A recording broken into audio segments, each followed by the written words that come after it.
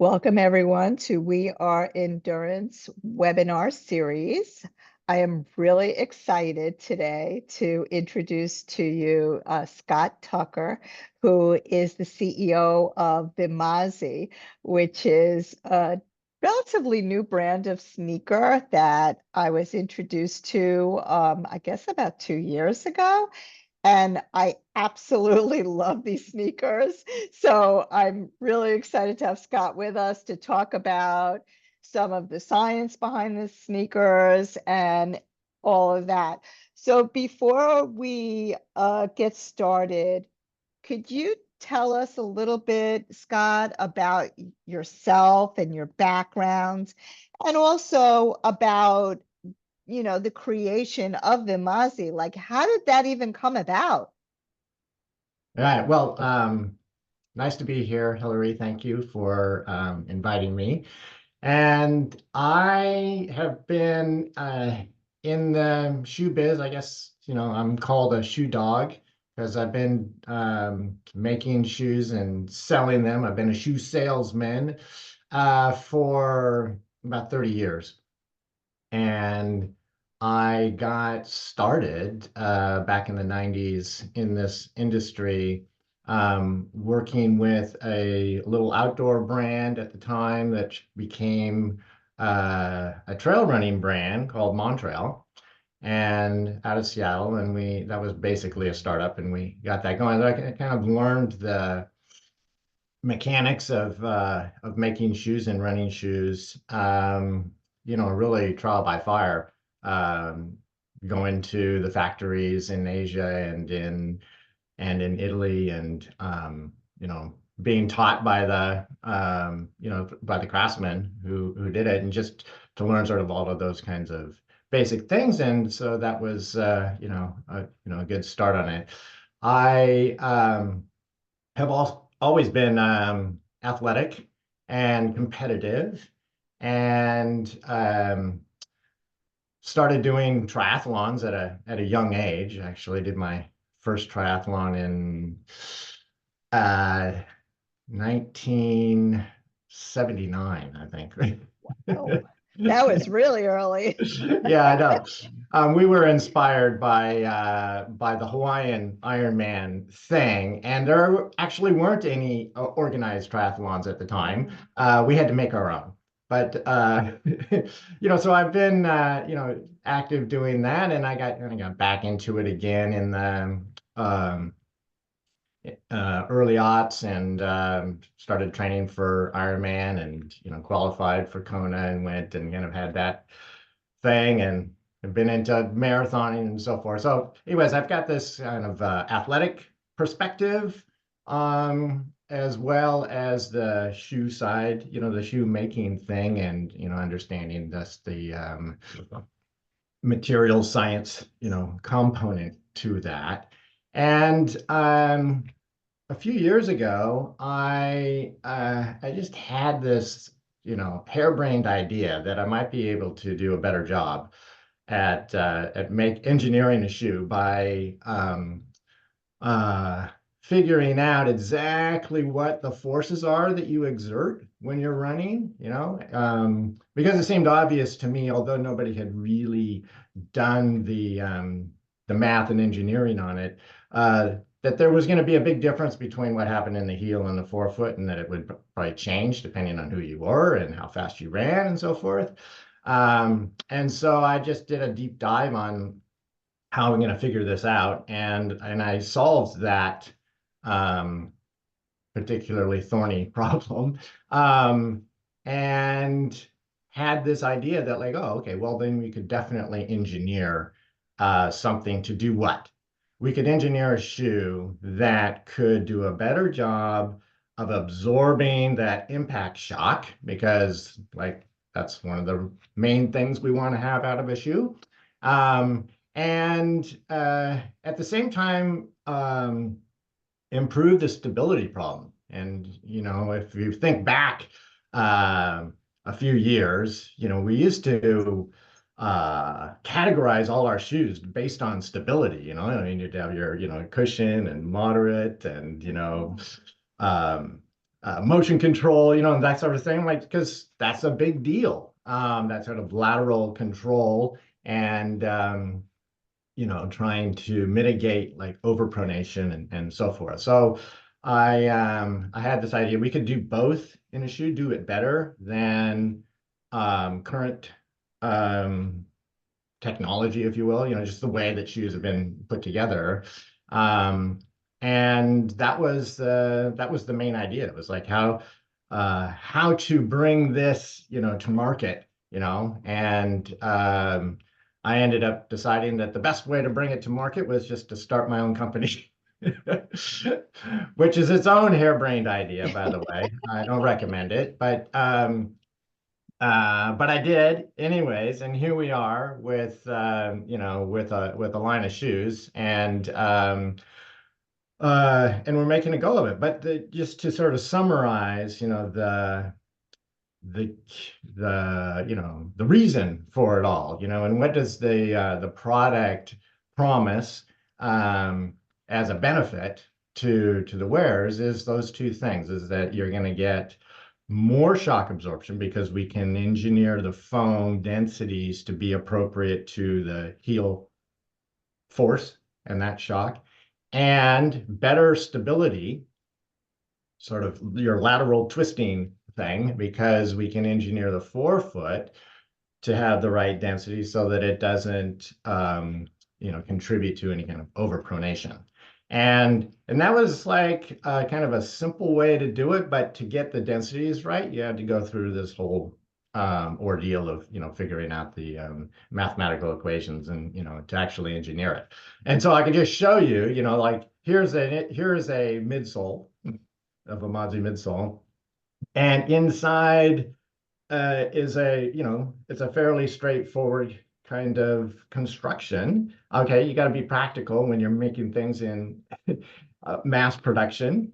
But these are two different densities, and I want you just to notice that this is the exact opposite of the way shoes have been made previously. This dark part here is a higher density foam, and in the rear part, it's a lower density foam. And it's always been the reverse. People always think, well, we got to put the softer part up front because you're going to come down on the forefoot and that's how you're going to absorb the shock. But actually, that isn't how the mechanics work when you're running, or walking for that matter. It's the other way, and we have figured out exactly how that goes so that we could dial it in, not just have any densities up here, but to have exactly the right ones. And then we took it one step further and said, well, we can fine tune it for different paces.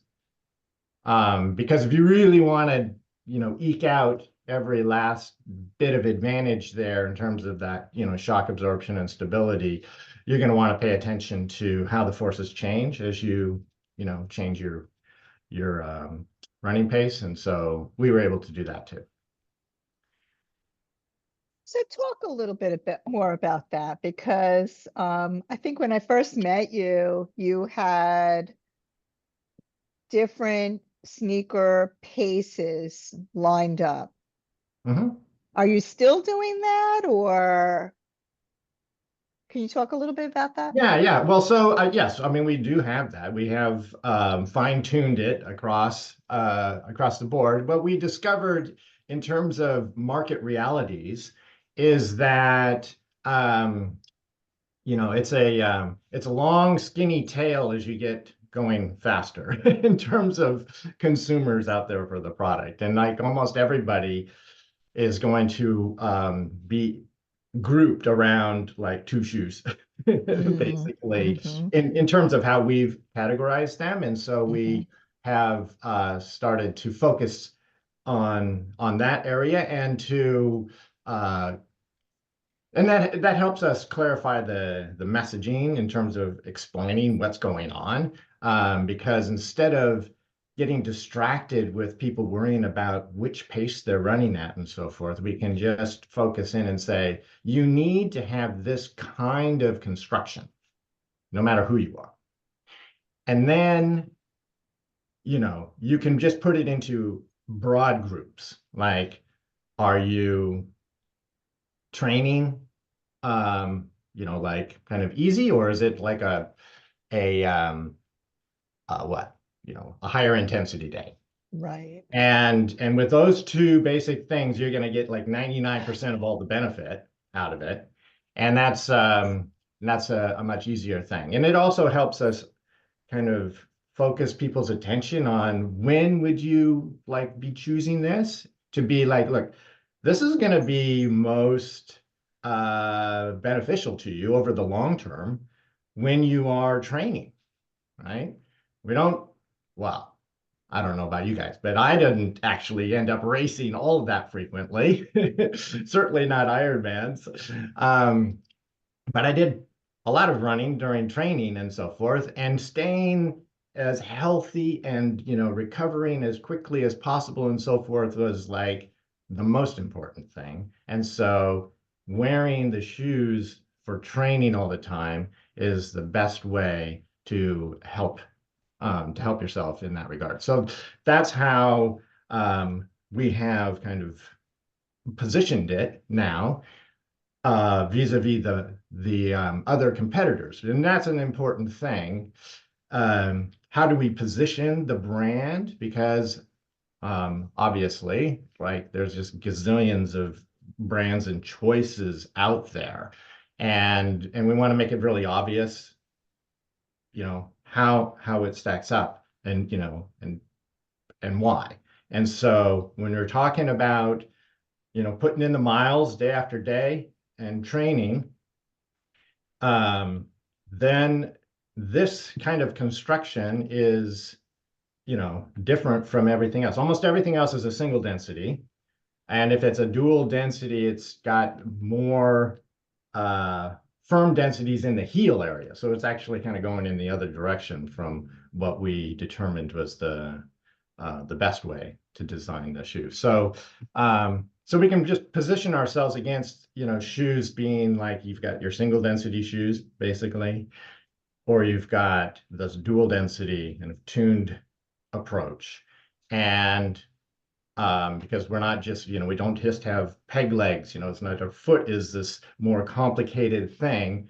You want to have a shoe that reflects that complexity so that the stresses that you experience are less. I just wonder, I don't know if this is just all in my head or if there really is something to this. I find that when I'm in a shoe that was like a pace between a 6 to 8 minute mile pace, and I'm certainly not that fast, I was running faster. Is that just like in my head, or is there really science behind that? Well, a shoe doesn't make you run faster, there's a myth out there that you can engineer a shoe to give you a little extra power boost. But this is a, physically impossible thing.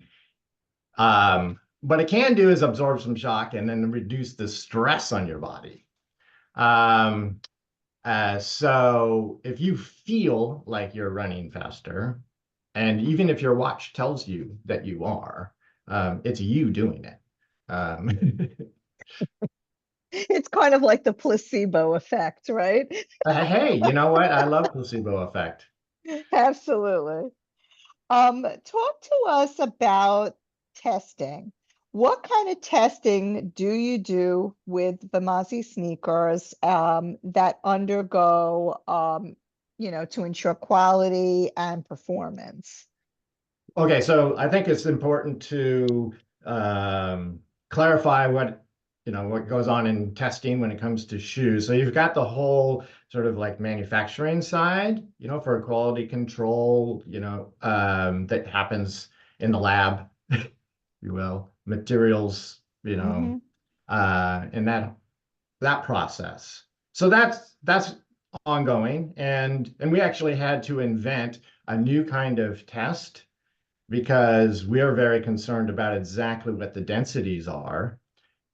Whereas the industry standard has always been, and the testing equipment to verify it has been really crude, just almost kind of, um, rule of thumb kind of testing. And so we do that side, and that's all done, that's an ongoing thing whenever you're, developing and manufacturing. And then there's the sort of proof of, concept side of things, which is, on people, and, how is that working and so forth. And that is also a kind of an ongoing thing. I mean, you're always wanting to gather stuff. And we did some set of trials right up at the beginning, some, human subject running trials to confirm, that what we were engineering was matching up with what is actually happening, in the body. Um, and then beyond that, because the sensors that you need in order to know what the forces are and so forth, they're not they're not in the foam itself. They're not they're not like embedded in here. They're either underneath, like on the floor, or else they're on the top. And so you really are relying on people's feedback on it, like this is feeling appropriate, or after wearing the shoe and training in it for an extended period of time, yes, their joints are feeling, better or worse. It's that kind of thing, because we were relying on the science to say this is how the body works, and this is what should happen. And then the human side of the testing is like, are we finding something else out that contradicts that, or are we in line? Um, and so that's going on, and that's why consumer feedback is really valuable. Um, Good. All right. If anybody wants to jump in, just jump in. Um, Otherwise, I'm just going to keep go. Go ahead, Craig. Hillary, I do have a question. Thank you for background. I'm looking at your website, and I'm seeing the different varieties of shoes. And I guess two questions that I have for you is one, I currently wear Hokas, and I have to wear inserts for them. Okay, in terms of for arch support. Are your shoes comparable that I'm able to use my arch supports, orthotics? yes. Okay. Our shoes, and this is a new development model, but I'll just use this as a prop. They have, removable sock liner, insole Mhm. liner that has contour and shape and so forth, but it Mhm. is not a corrective orthotic. Okay. Um, and so you take it out and replace it Mhm. just as you do in your Hokas. And this is a completely standard shoemaking um, design, Mhm. because the um, the best way to ensure that the shoe is going to be, you can make it fit exactly the way you've designed it to fit in Uh-huh. mass production, is that the bottom of the inside is pretty flat and uniform. Uh, So that makes a really nice platform to put your um, orthotic onto. And you can even see that here in this, in this midsole. You can see that mhm. the inside, it's got some shape, right? There's like a Mhm. drop, heel to Mhm. toe, but side to side, it's fairly, uniform underneath. There's a very slight curve to it, just so that you can keep tension on the upper when you make it. But it's pretty flat, and that makes a really nice base for any kind of orthotic. Okay. You know what's interesting, Craig, I want to couple on what Scott said because I own two pair and they are literally the only pair of shoes that I own that I don't wear orthotics in. Really? Every single pair of shoes, my Hokas, my Nikes. I mean, I have a lot of different shoes. Hmm. Hmm. I wear orthotics in every single shoe and I switch them out. Yep. With these, I do not wear them and they're so incredibly comfortable. Like I don't know. I mean, Hmm. I just Okay. Thank you. yeah.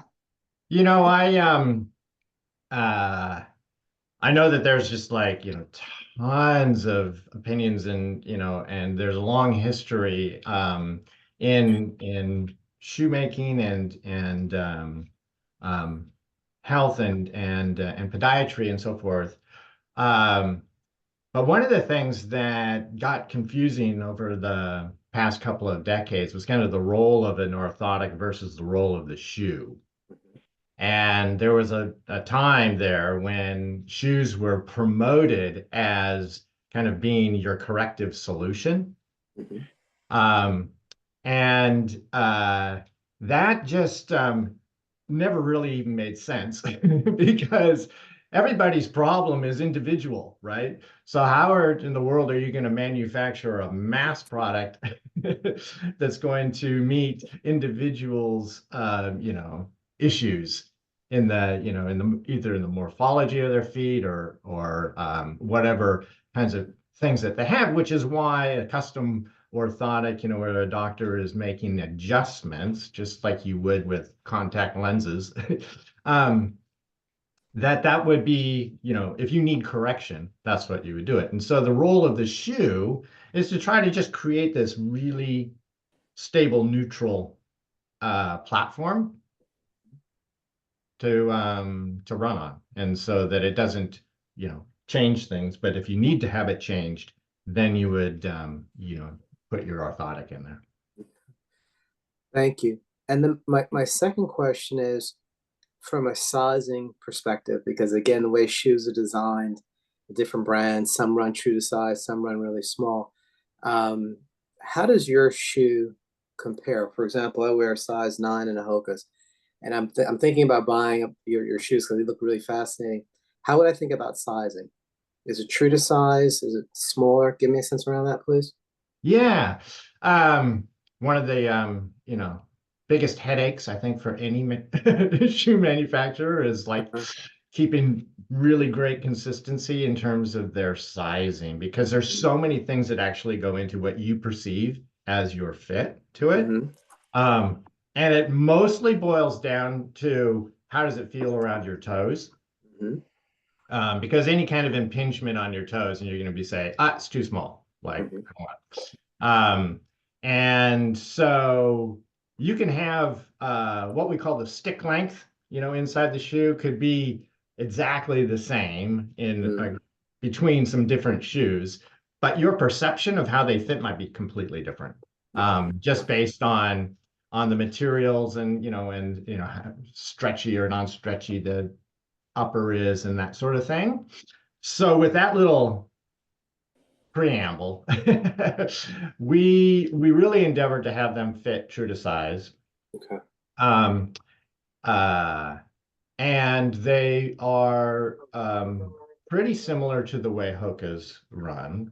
Mm-hmm. Um, but we did notice that the Z40 and the Z50, for example, came out of production feeling a little bit tighter in the toe box Mm-hmm. than the other models. Mm-hmm. Um, and so we found that we could recommend somebody to size up half a size Mm-hmm. on those models. Mm-hmm. Whereas if they were choosing, the Z60 or Z70, we would say you can just go with what you're used to wearing in your, Sauconys or your, um, Hokas or whatever. Okay.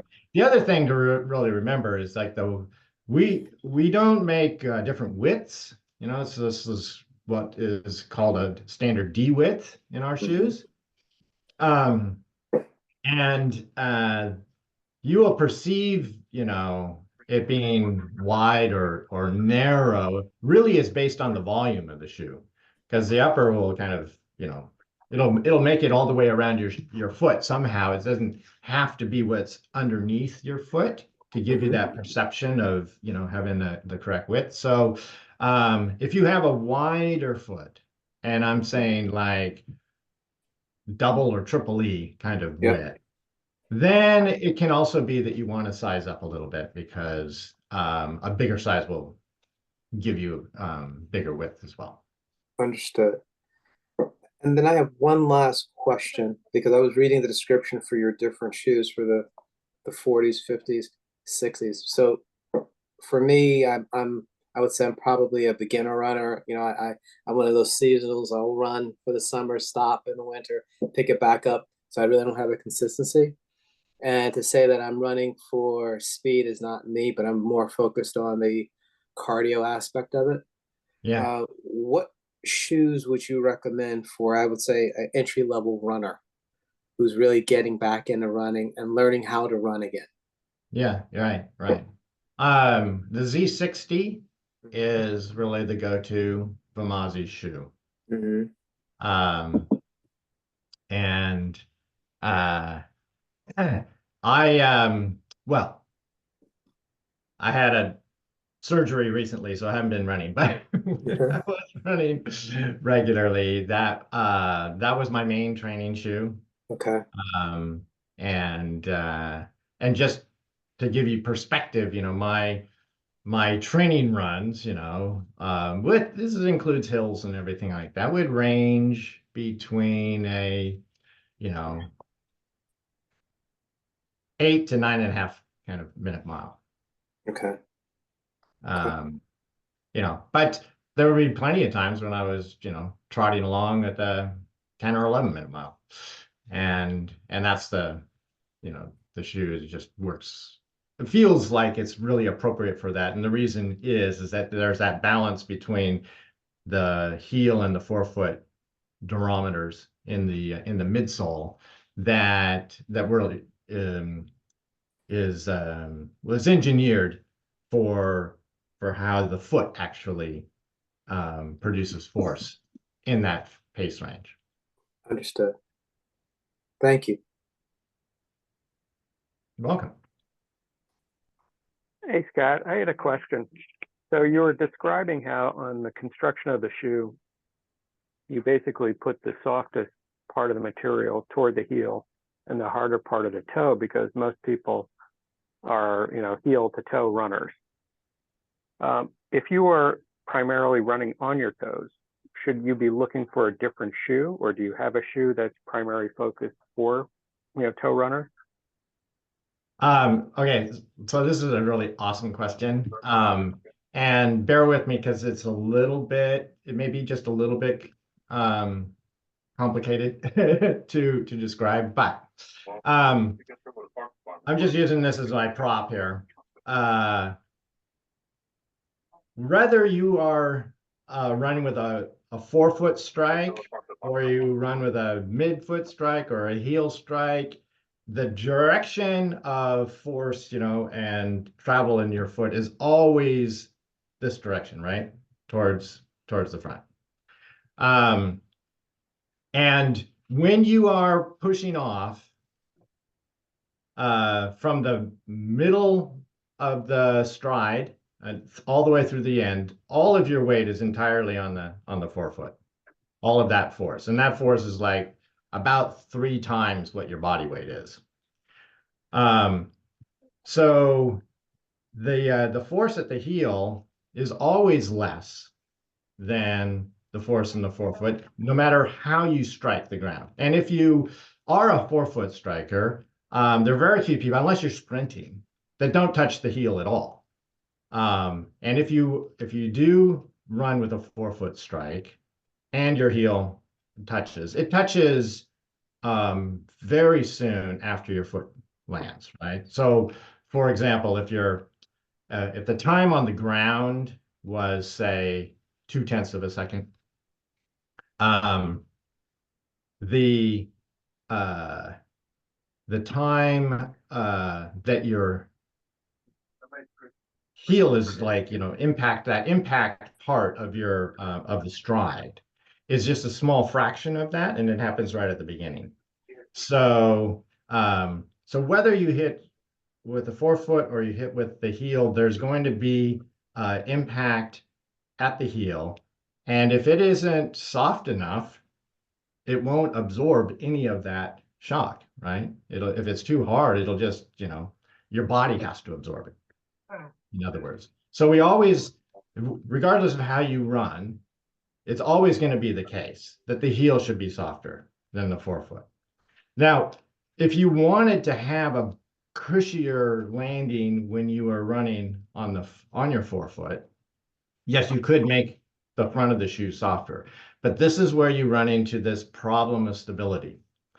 Because if it's softer, if it's very soft, like a lot of shoes are, very thick and very soft, you're going to tip towards the inside, right?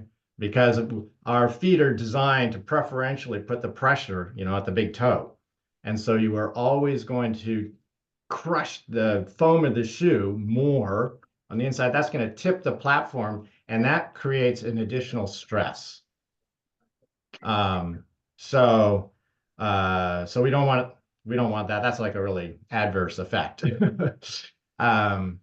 So again, you come back to wanting to have the shoe designed this way, even if you are, a forefoot striker. There is a benefit to, or not a benefit, but it's just how we're designed. If you are, say, you're barefoot running, why do we prefer to land on the forefoot? I don't know if you've done any barefoot running, but you're like, yeah, I don't like to land on my heel. Like that's kind of hurts. So you end up running on the forefoot. But that action of like landing on the forefoot and then kind of controlling how your heel comes down is actually a shock absorbing kind of function in the body. So we kind of make up for it by using our calf muscles to absorb some of that, and that makes it easier going. But I just want to point out that even though it makes it easier to run or absorb the shock if you're, barefoot running and you have that forefoot, it's still being absorbed by your body. So the shock is always there. It's just the question is, what's absorbing it? Is it your body, or can the shoe absorb some of it? Right. We Okay, want the shoe to do more of it. Right. No, it's just that because I have pretty severe arthritis in my knees, and as the pain got worse, I changed my running style to be more of a forefoot runner, just so that my ankle and my calves absorbed more of the shock rather than my heel. And I find even when I'm running downhill, a lot of times I'll just walk or, run at a very, different pace because my heel just can't take it anymore, regardless of how much cushioning is in the shoe. Yeah, no, I can totally see that. That makes whatever biomechanical sense. Right. Mm-hmm. Yeah. Okay, thanks. You still want to have these shoes though, because that stability part of it, that platform needs to be, solid. And of course, you don't get more solid than being barefoot, but but who wants to be running barefoot? Some people, but not me. Right. No, thanks for clarifying that. So, Scott, you gave us a sneak peek of your new shoe. Can you talk a little bit about upcoming products, innovations that you're working on? Sure. Well, I did flash this one, and one thing about the shoe business is that colors are like a really important thing for people. I don't know if you just go onto somebody's website, you'll see that any one shoe might have, a dozen or more colors of just the same shoe.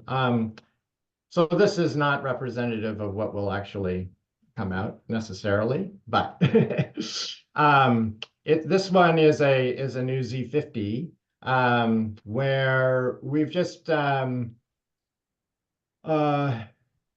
modified our upper construction on it. So this is the same midsole platform that we currently have. But a lot of the perception of how a shoe performs and its comfort and all of that stuff has to do with the materials, and so we've modified how we make the tongue and the heel, foam and so forth, and there's some different mesh and that sort of thing.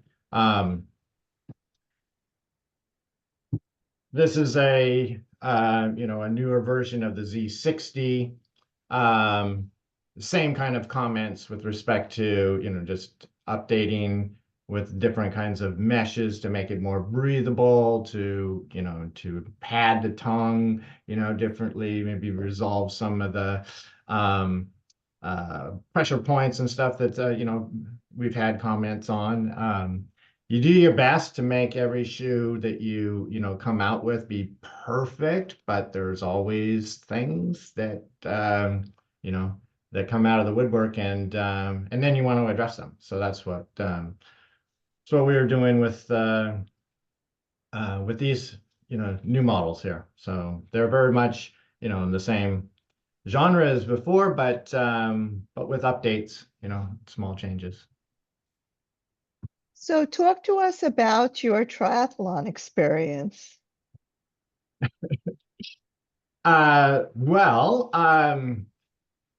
yeah, like I said, I got into doing triathlons, at a young age, and then I got the Ironman bug, and started training up for it. I was actually working for Scott Sports at the time. And I got friendly with the bike group there, and they had the plasma triathlon bike out there. So that was kind of like fun toys to play with, and I got really into just training up to try to do the Ironman. So I mean, you guys know, this is like almost a full-time obsession if you're really gonna go for it, and doing, doing bricks and doubles and Well, Ironman weekends and all of that kind of stuff is crazy. well, But Steve Albright, who's on the call, he's done, like, how many have you done? 20, 30? 18. 18. wow, Oh, slacker. yeah, that's incredible. Yeah, so I mean, I just have enjoyed the whole process to it, training up and so forth, and participating as an age grouper. And you know, if it wasn't for that really uncomfortable position on the bike when you're in the drops for a few hours, I'd probably be doing more of it. Because like running has always been kind of my forte, and uh, I like look forward to that part of the race because that's when I could catch back up again. So getting back to Vimazi, what are some of your biggest challenges and triumphs that you've had since you started the company? Well, the biggest triumph has just been the ability to execute on this new idea, and then have people, like yourself, you know, put them on, running them and say, okay, this truly is something that is better and different, and I can feel it, and that's cool. So that, I mean, and that's why we got into it. It was to try to achieve that. Uh, on the challenge side, they're numerous because business is hard. You know, it's Yeah. expensive, it's hard, it's not just you make it and they will come kind of thing. Mm, You have to, you know, beat down people's doors and get in their face and then collect from them, and you know, and then everybody charges more and under delivers, and you know, it's just it's this beast that you know, you yeah. know, constant battle. But you know, that's the biz, that's what happens, you know. And but it absolutely favors the big guys. Yeah. um Yeah. and when you're not a big guy, like if you're a startup like we are, yeah, that's really the biggest challenge. It's kind of a Yeah. business side of things, not really a technology side, or not a proof Yeah. of concept. Mm-hmm. No, totally. I totally understand. Anybody else have any other questions?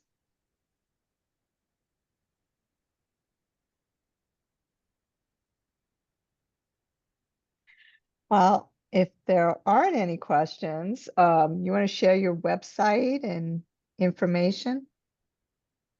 Absolutely. I mean, it's straightforward, vimazi.com.